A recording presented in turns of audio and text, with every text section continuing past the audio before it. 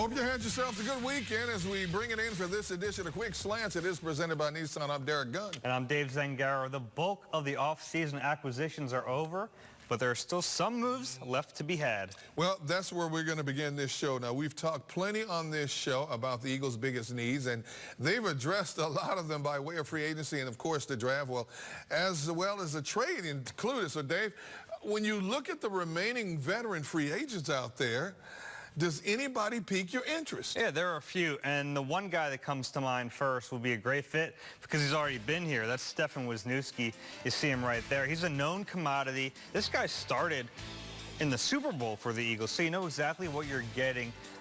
Earlier this offseason, the Eagles declined his option. It would have paid him $3.7 million. So they saved $3 million by cutting him free, and they said, Wiz, go ahead, see if you can find a starting job. That's what he really wants. Well, here we are in May, and he's not signed yet. So I think that it would make a lot of sense. He could come back and be a backup guard and center. That's a lot more important to me than just a backup guard. This way, something happens to Jason Kelce, you don't have to move Isaac Seumalo. Really, it's a matter of does he find a starting job, and if he doesn't, is he willing to swallow his pride and come back here? I think it makes sense for both sides. It's one of the Eagles' biggest needs, and he would fill it easily. We've talked on this show over the course of the last week about the depth that they have strengthened in so many different positions. On paper, the defensive end position right now looks pretty decent. They have some proven veterans. They have some young talent. But there's one vet out there that kind of piques my interest, and you can probably get him at a low bargain price. Ziggy Ansah, formerly of the Detroit Lions. Now, 6 years with the Lions, he accumulated 48 QB sacks. 2017, he had 12 sacks. Last year, though, he only played 7 games because he had 2 different shoulder injuries, one of it which led to off-season surgery on his shoulder. But when he's right, I think he's still one of the better edge rushers out there. Can you imagine putting him with Brandon Graham and Derek Barnett coming off the edge? And, of course, with the uncertainty of what Chris Long is going to do, even though his target date has now been pushed back to training camp, if you can get a Ziggy Ansah in who's only 29 years old, he might be a pretty good addition to this defensive rotation. Again, it's all predicated on his health in the last couple of years. That's the one thing that has been a negative about him has been his lack of health. Yeah, but you're right. They could use some more at defensive end. And Jim Schwartz was the head coach in Detroit when they drafted him. So you had that connection there to figure out, too. Yeah, I'm not surprised he's still out there, and I think he's going to get signed in the next week or two. Obviously, people still have questions about how quickly the shoulder is healing. Could it be a problem down the road? He's not going to make a big money contract like he may have wanted to, but he can do it on a one-year prove-it deal to somebody. He'll still be relatively young at 30 years of age next year, so that if it doesn't work out here, wherever he signs, he could possibly get decent money in 2020 and beyond. Yeah, well, this week is probably going to be the week some of these deals happen. Yes. Because the compensatory pick formula winds up or it ends on May 7th. So expect some moves. For now, we have one thing to look forward to. Eagles rookie camp opens on Friday. Governor, this is exciting. It's the first time to see the draft class on the field in their jerseys. So who's one player you really want to watch this weekend? If you know anything about me, Dave, when it comes to the pro game or the college game for that matter, I'm always partial to the running back more so than anything else. And in this case, it has to be Miles Sanders. I know we're not going to see anything from this guy. They're going to be out there in their helmets, in their shorts, dancing around, jogging around. But I just want to see, after watching him play at Penn State last year, I just want to see how he sets himself in the backfield. And we might get just a smidgen of what Doug Peterson might do with this kid. I want to see how they line him up. I want to see how he comes out of his stance, the kind of explosion he might have out of his stance, how he hits the hole, how he sticks his foot in the ground, turns and goes. I want to see him out in the passing game also, see him coming out of the backfield. Again, I'm not going to be excited about what I see on Friday because it's not even a sample of what's to come down the road in training camp and the preseason and, of course, the upcoming regular season. But I'm so intrigued by what he's going to do in terms of making that transition from the college game to the pro game. And with Deuce Staley now as his position coach, especially with working on him on the fumbling issue, I can't wait to see how quickly he makes that transformation. Yeah, that's a good one. It's funny, neither of us are saying the first-round pick, but he's an offensive tackle, so What are they doing? How exciting is that going to be in a practice where there's no hitting? Yeah. I'm going to go with J.J. Arcega-Whiteside, the other second-round pick. He's a really exciting guy. Look, he's 6'3", 225, runs a 4.49 40, and he has the leaping ability. That's the exciting part about him, what he can do in the red zone, what he can do with those 50-50 balls. We've heard him compared to Alshon Jeffrey. I compared him to Alshon Jeffrey just last week. And who's been one of the most fun guys to watch in practice over the last few years? I couldn't agree with you more. I'm still intrigued by the fact that why did they draft this particular receiver? Because as we looked at all the mock drafts, as we listened to all the so-called experts talk about the top 5 or 6 wide receivers coming out of college, he wasn't one of the names that was mentioned. Well, he was one of the top receivers. It was just that he didn't seem to fit what their immediate need would be. Everyone kind of thought that there was a chance they would move on from Nelson Aguilar, that they would trade him, they would need to find a slot receiver. Well, this guy, he's not a slot receiver. He's an outside, go up and get the ball type of guy. He is a lot like Alshon. Why do you draft a guy who's like Alshon? I get that, but they're thinking long term. They're thinking that this can be a player for them for the next 5-8 years, and if you get that type of player, it makes more sense, and it does make me question long-term what their plans are for Alshon Jeffrey. Even though you say initially he's not a slot receiver, we both know that Doug likes to come up with certain creativity type things that we don't even begin to think of. Would it surprise you to see this guy playing in the slot zone?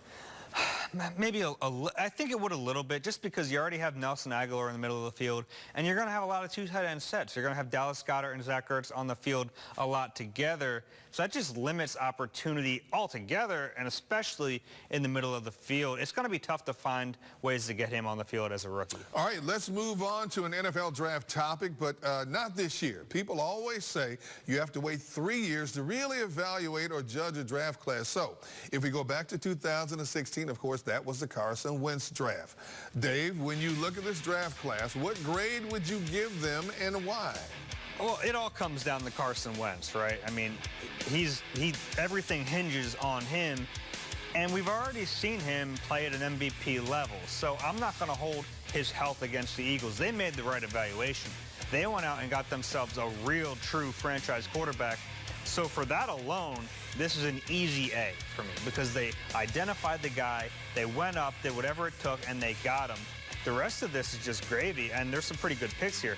Isaac Seumalo has grown into a starter to the point where they've extended him. Halapoulivaati Vaitai, Wendell Smallwood, say what you want about them, but for 5th-round picks, that's pretty good value. And then even in the late round, you get Jalen Mills in the 7th. That's right. And I know that fans have had their battles with Jalen Mills, and they hate seeing him get beat deep.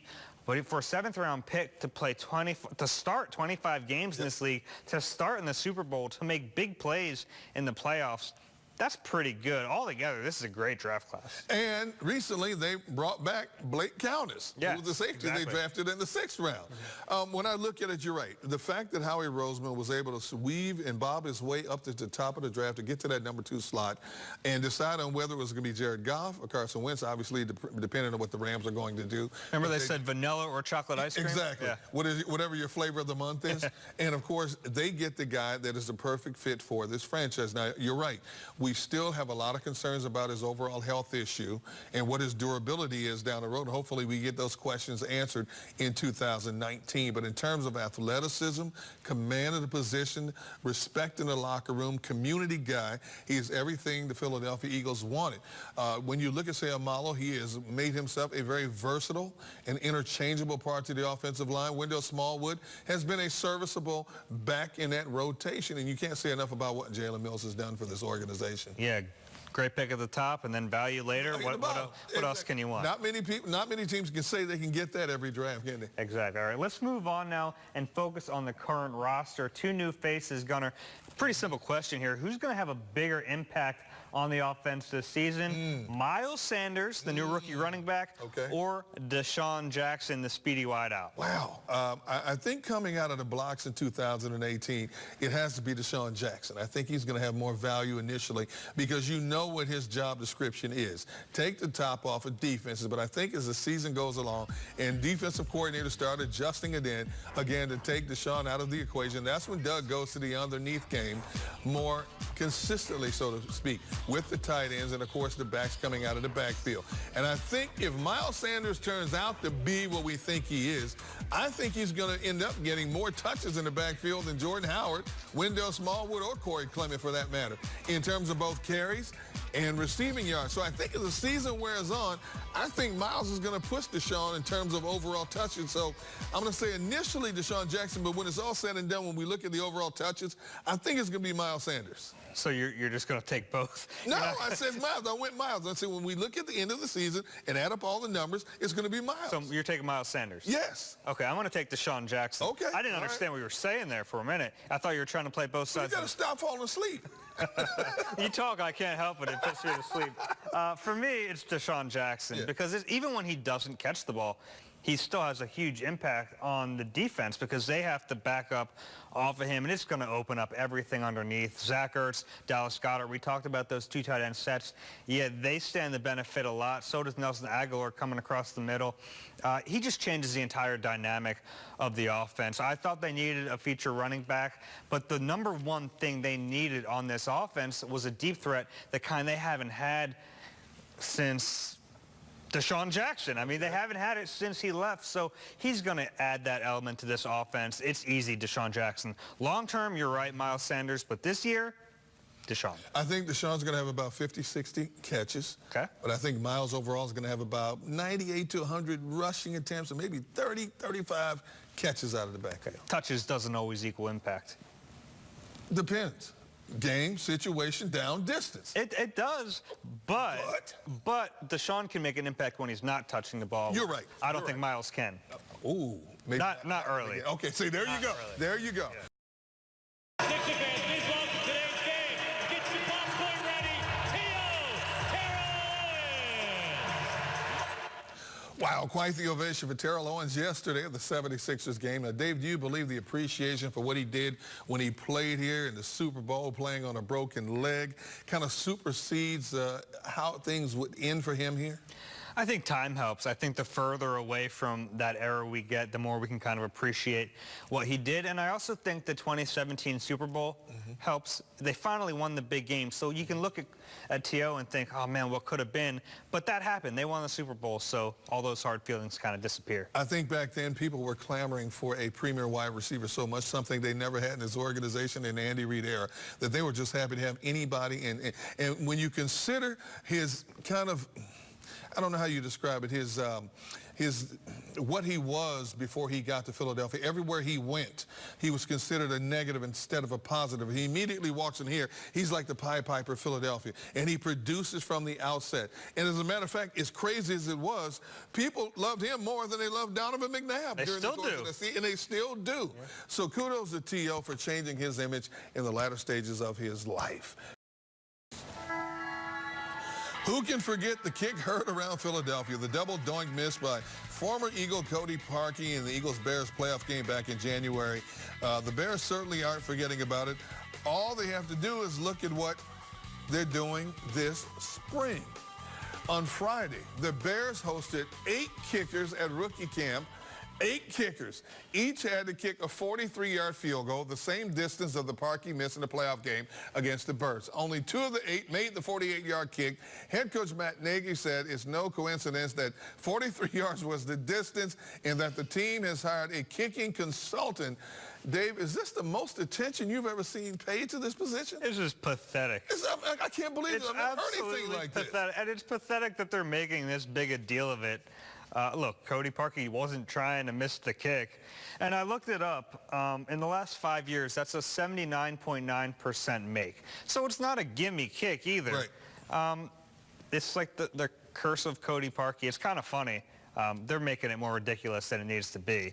But I'm enjoying it. From what I understand is that 6 of the kickers didn't make it out of camp after Friday. Only the 2 who made it are still with the organization right now. But you're right, Dave. Why would you just base it on the make or miss it at one kick? Shouldn't it be based on an array of kicks from all over the field to find out who has the strongest and most accurate leg at that particular point in general? What if they get back to the playoffs and there's another 43-yard kick and the guy misses it? I'll never forget, I'm standing in that tunnel after he missed that kick when workers from the state Soldier Field asked a couple of state troopers, hey, will you give Cody Parkey police escort home? And they both looked at each other and said, nope. He was on his own at that point. Trayvon Hester blocked it, by the way. He did. Trayvon Hester, he's still a god in Chicago. He is. All right, Gunner, we've gone through free agency. Yep. We've talked about the draft. We've done all that. We know most of the rosters now. Yep. So let's take a closer look. Who are your top 5 teams in each conference? See, I love doing stuff like this. All right, let's start with the NFC since it's close and near and dear to us. My top 5 in the NFC, Rams, Saints, Eagles. Now, I went with the Vikings because I think the Vikings are going to bounce back and compete for that division. I still think the Vikings are a very strong team. And I know people don't want to see number 5 on my list, but you cannot overlook the Dallas Cowboys. They're not a flashy team, but they are a solid team on defense. They've added a couple of pieces to the offense. Now they're going to have another year of Amari Cooper. You've added Randall Cobb to the slot. You know what Ezekiel Elliott brings to the offense. I just think when it's all said and done, Dallas is going to be there at the end. Over in the AFC, you can't go against the New England Patriots. I don't care if you put the Keystone Cops in the New England Patriots uniform. Somehow, some way, the Patriots are going to find a way to get to the playoffs and possibly get to the AFC Championship game. Phillip Rivers, it's your time. You're like 95 years old, man. This is your last shot. Your team's loaded with talent on offense. I think the Colts are going to be solid. I think they surprised a lot of people. A lot of people thought their defense was going to be weak. It wasn't. Steelers always find a way to get in the playoffs. And the Chiefs, even though the Chiefs lost the likes of Tyreek Hill, Kareem Hunt, Justin Houston, Dee Ford, Eric Berry, Patrick Mahomes is going to find a way to get that team into the playoffs. You got a lot of nerve saying Phillip Rivers is 95 years old. I'm only 93. I don't know what you're talking about. All right, take a look at my list here. Right. We actually agree at the beginning of the NFC, the Rams, Saints, and Eagles, 1, 2, 3. I have the Bears at 4, and I'm not super high on Mitchell Trubisky, but I do believe in Matt Nagy, and I think he's able to cover up some of the blemishes in Mitchell Trubisky's game. At 5, I have the Seahawks. I thought about some other teams there, but I'm going to go with Russell Wilson. I know that they're supposed to be done, but they were supposed to be done last year, and no one told them. Right. So I still have them there. We agree on the Patriots. They're the top team, and until they get dethroned, they're going to be there. I have the Colts at 2. I'm really high on the Colts this year. I like Frank Reich, and I like his ability with Andrew Luck in year 2. I think that's big. You mentioned some of the things the Chiefs have gone through. Their handling of the Tyreek Hill situation has been a travesty. They've brought a lot of that on themselves, but they still have Patrick Mahomes, and he's still a really good quarterback. Question. So I still have them in the top 5. Phillip Rivers, this might be his last chance at it. Chargers have a good team. Be a 95-year-old Phillip Rivers? 95-year-old Phillip Rivers has a chance. And I'm riding the hype train all the way to Cleveland. I know we're a long way from seeing the product on the field, but on paper, I like the Browns, man. I really do. There's too much hype surrounding the Browns. I want to include... I'm feeding into the hype. All right, real quick, if you will. Give me one team in each conference you wanted to put in your top 5, but you just didn't do it. In the NFC, I thought about the Packers because they kind of have reloaded on defense a little bit, and they still have a pretty good quarterback, some guy named Aaron Rodgers. Pretty good. If you've heard of him. And then in the AFC, I thought about the Texans. They probably should be in there, honestly, over Cleveland. But I didn't think they did enough to secure that offensive line, have a great quarterback. They got to keep him upright, though, and if they can't do that, it's all for naught. All right, for me, it's the Bears because I don't trust Mitchell Trubisky yet. Okay. And in Cleveland, and the AFC, it's got to be Cleveland. I mean, I think they're going to have a winning record, but I think there's just too much hype surrounding this team. Fair enough. Somehow they're going to mess this thing up. William Hill, and, of course, we bring in our gambling expert, Brad Feinberger. Brad, always glad to see you, my man.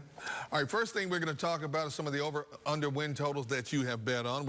You've taken a lot here, and as we see, but which of these really stands out most to you, or do you like the most? Well, Derek, again, I bet them all, and I bet them all for about the same, but if I had to pick 3 for you, I would say I like New England under 11.5, and one of the reasons for that is losing Gronk, Brady a year older, and also I think the Jets and the Bills, which used to be 4 gimme wins, I think there's going to be 4 hard games now, Derek. I would say Dallas over 8.5. Barring injuries, I cannot see this team not winning double-digit games as long as Prescott and Zeke stay healthy. And I'll give you one more under in New Orleans. Really tough division, guys. I think it's going to be very hard for them to win more than 3 or 4 games in that division.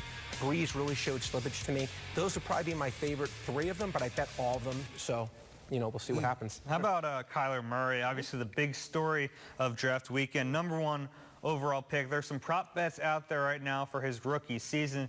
You take a look here. When you take a look at these, what do you think, and which way are you leaning on some Well, of them? Dave, I did my research on this, and for a couple things. I like the coach. I think it's going to be an up-tempo, like big offense potential capabilities with Kyler Murray. And also, last year, Dave, every quarterback except for Mitchell Trubisky went over 3,300 yards who did not get injured. Trubisky at 32.23, I think it was, so he barely went over. Every quarterback who stayed healthy went over. Same with the 19.5 touchdowns, guys. Everyone who stayed healthy basically went over. So I definitely like the over. I think there's real value. If he stays healthy, I would be shocked if we lost it. I don't know. You go through all these numbers. Wow, it makes my head swim.